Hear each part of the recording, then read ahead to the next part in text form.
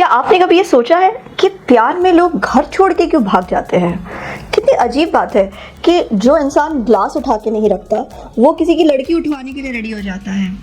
जो इंसान अपना कमरा साफ नहीं करती वो अपना धर्म परिवर्तित करते किसी और के घर पे जाके उनके पूरे खानदान का बर्तन घसने के लिए रेडी हो जाती है।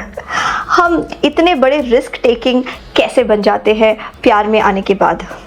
अगर इस बात का विश्लेषण जानना चाहते हैं तो फिर इस वीडियो को आखिर तक देखिए।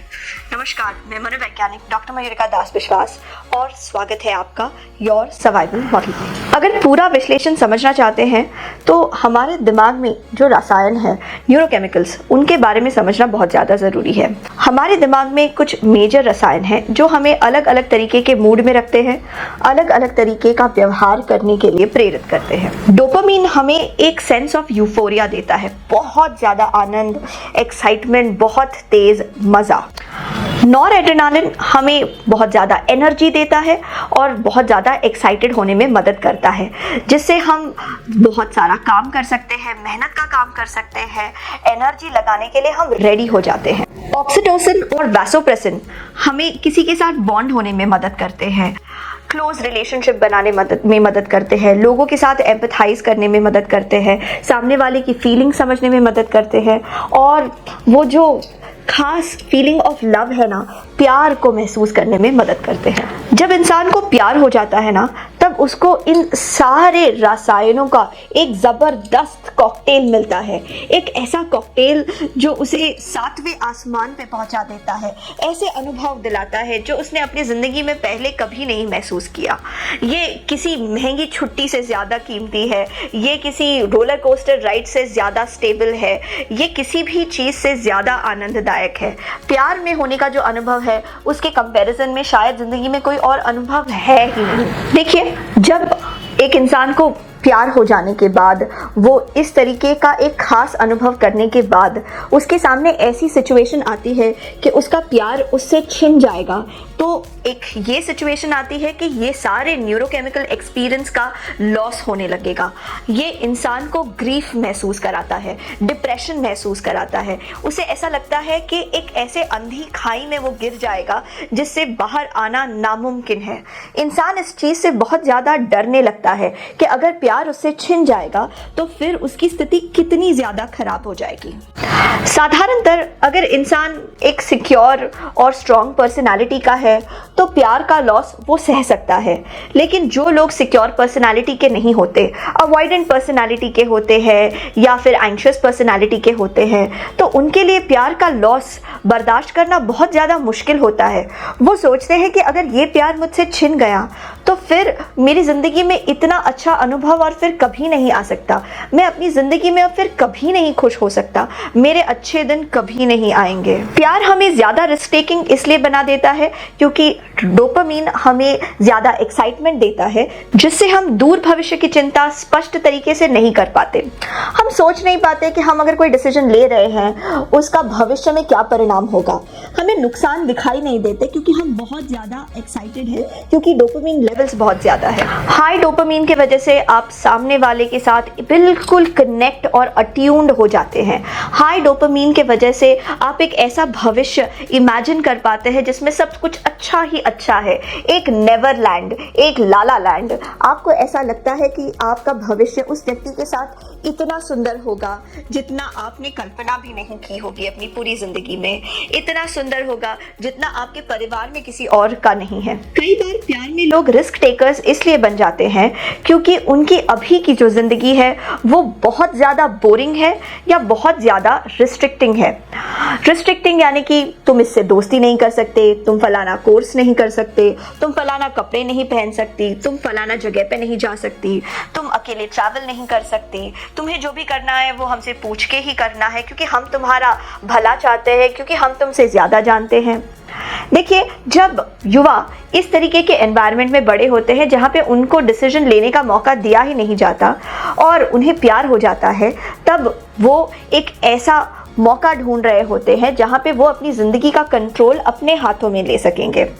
उन्हें लगता है कि इस नए व्यक्ति के साथ जिनसे उनको प्यार है, उनके साथ रहने पे उन्हें ज़िंदगी में कंट्रोल भी मिलेगा और आज़ादी भी मिलेगी। इसलिए वो अपने बोरिंग और कंट्रोलिंग एनवायरनमेंट को पीछे छोड़ के आगे बढ़ना चाहते हैं।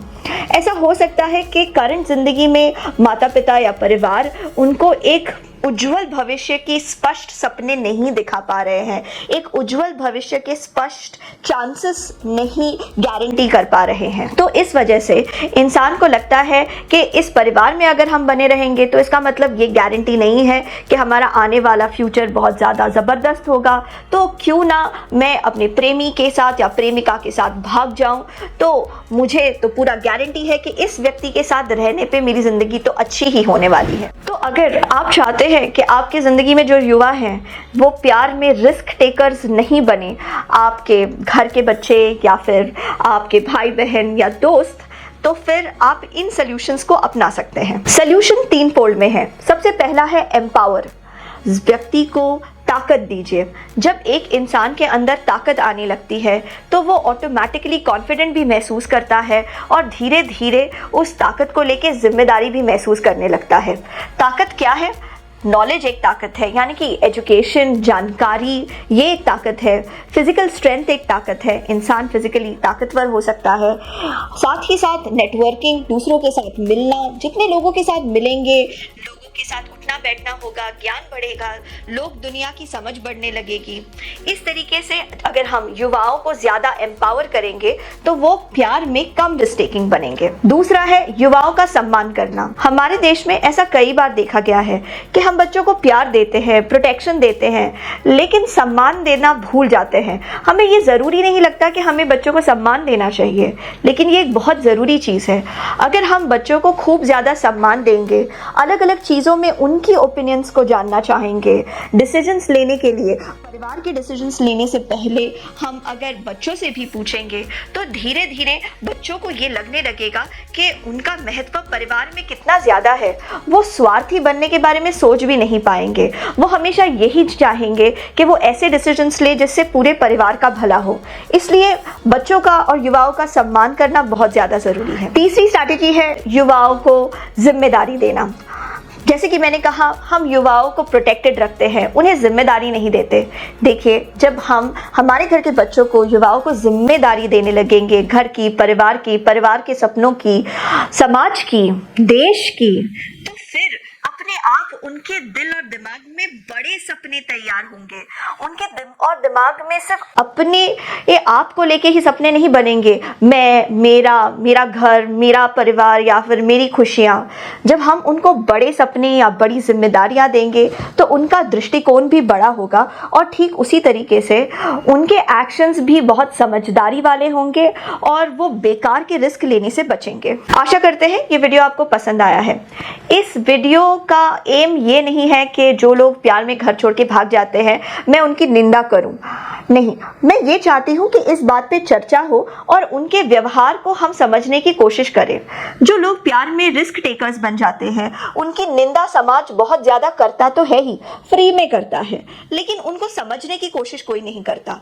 इस वीडियो को बनाने का उद्देश्य यही है कि हम युवाओं को और उनके प्रेम भावना को और उनके प्रेम भावना में लिए गए डिसीजंस को समझने की कोशिश करें। अगर आपको यह वीडियो पसंद आया है तो लाइक बटन दबा के मुझे बताइए और इस वीडियो को खूब शेयर कीजिए पेरेंट्स के साथ, परिवारों के साथ, स्पेशली युवाओं के साथ। आपके मूल्यवान समय के लिए धन्यवाद।